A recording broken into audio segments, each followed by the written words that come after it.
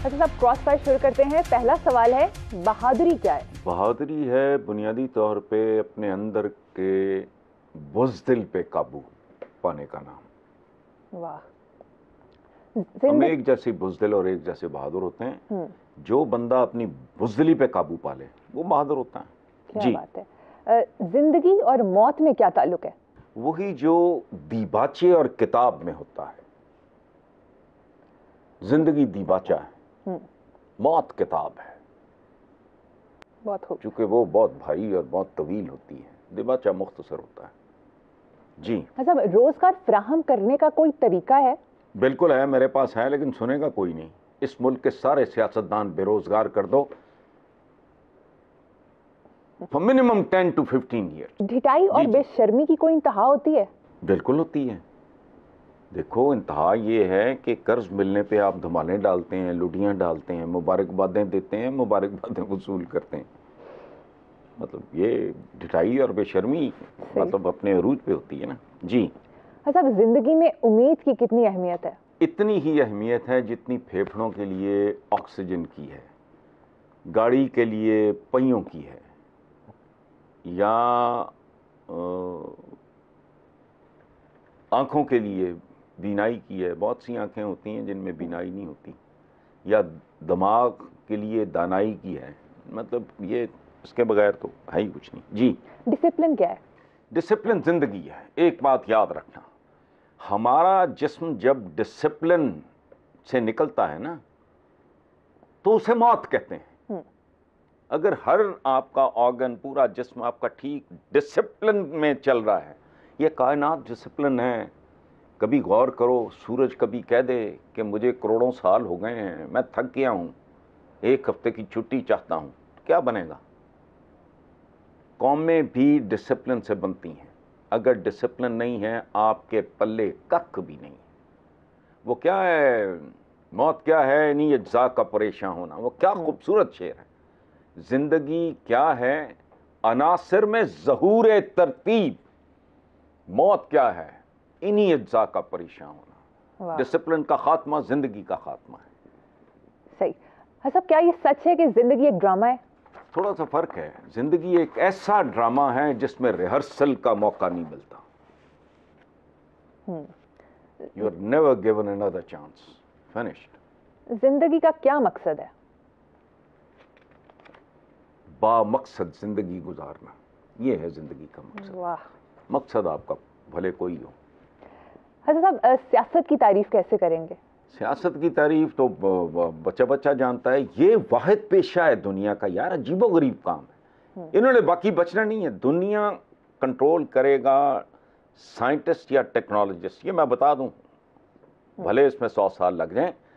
सियासत एक वाहिद पेशा है जो फैसला कुन होता है, लेकिन इसमें किसी तैयारी, किसी इम्तिहान की सिरे से जरूरत ही कोई नहीं। यानी किसी ने गायक बनना है ना, उसको भी किसी मरासी के सामने जाके बैठना पड़ेगा। किसी को कुकिंग करनी है, वो सीखना पड़ता है। हत्ता कि बूट पॉलिश भी अगर सलीके से करना हो ना किसी ने, ये वाहिद पेशा है। बूठा उठाओ और चले आओ। अकीना थकीना चकीना, 3 काम। उकताना नहीं, थकना नहीं, झिझकना नहीं। क्या बोलने बकने से, झूठ बोलने से, खुशामद करने से, चापलूसी करने से, धोखा देने से, झूठे ख्वाब दिखाने से, कुछ भी नहीं। ठीक है। और फिर ढीठों की तरह अदालतों के बाहर वी फॉर विक्ट्री, और जो हथकड़ी जो है वो मर्द का जेवर है टाइप, ये छिछोरपन जिसका दिल करे। कख पल्ले ना हो। 1001 मिसाल है पाकिस्तान की तारीख में। ये वेला है, नकम्मा है, न खा रहा है, पल्ले कुछ नहीं है। वो मैट्रिक कैफे तो आपके लीडर हैं। तफसील में जाऊंगा तो फिर बहुत तकलीफ होगी। सही है साहब, अब सियासी उमूर पर बात कर लेते हैं। मरियम नवाज ने कहा है कि तराजू अब भी सीधा नहीं। भाई तराजू तो वाकई सीधा नहीं है, और ये उस वक्त सीधा होगा जब एक पलड़े में बैरून मुल्क लंदन वगैरह की जायदादें और दूसरे में पाकिस्तान वाली जायदादें होंगी। तो बात ठीक की है मरियम ने। साहब, शहबाज शरीफ कहते हैं कि हम IMF की इजाजत के बगैर कुछ नहीं कर सकते, जबकि इमरान खान कहते हैं हम कोई गुलाम है, हम बैया वक्त 2 मुल्कों में नहीं रह रहे। देखो, इकबाल ने बहुत पहले भांप लिया था कि यहाँ कैसा कैसा बंदा इक़्तिदार में आएगा। एक मिसरा, करगस का जहां और है, शाही का जहां और, दोनों रहते एक ही जहान में, एक फिजा में, लेकिन करगस का जहां और है, शाही का जहां और। यहाँ मुर्दारखोर गिद्ध भी फिरते हैं, उकाब भी फिरते हैं।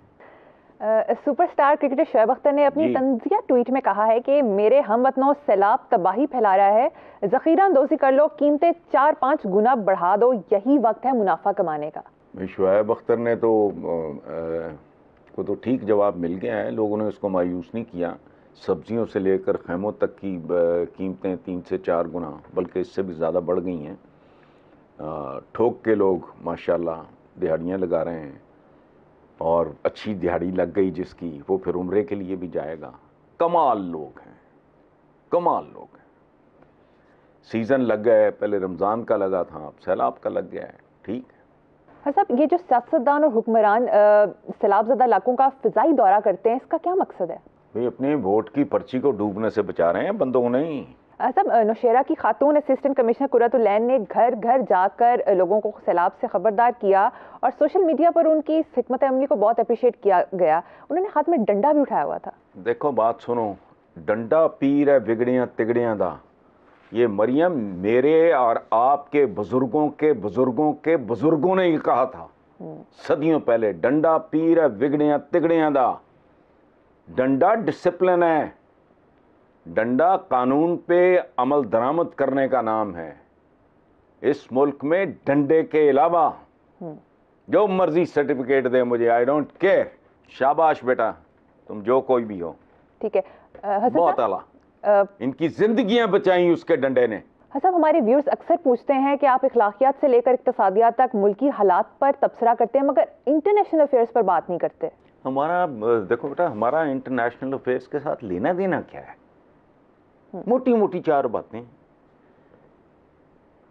इंडिया हमारा दुश्मन है, तयशुदा बात है, वो निकल गया। सऊदी अरब हमारा रूहानी मरकज़ है, वहाँ से हमें मतलब समझ गए हो ना, टिप शिप भी मिलती रहती है। वेस्ट में हम रोटी रोजी की तलाश में जाते हैं, उनकी टेक्नोलॉजी के बलबूते पे रेंगते हैं। इजराइल के साथ हम, वो हमारा एक अलहदा एक ठेका है, वो भी हमारा एक काम है। अमेरिका सुपर पावर है, वो उनमें घुस के मैंने क्या लेना है? जो शौकिया फनकार हैं वो ज़रूर करें, लेकिन मुझे पता है इसके अंदर से कोई निकलना, क्या निकलना है इसमें? चंद चीज़ें हैं जो तयशुदा हैं, बस ठीक है, अपनी मौज करो।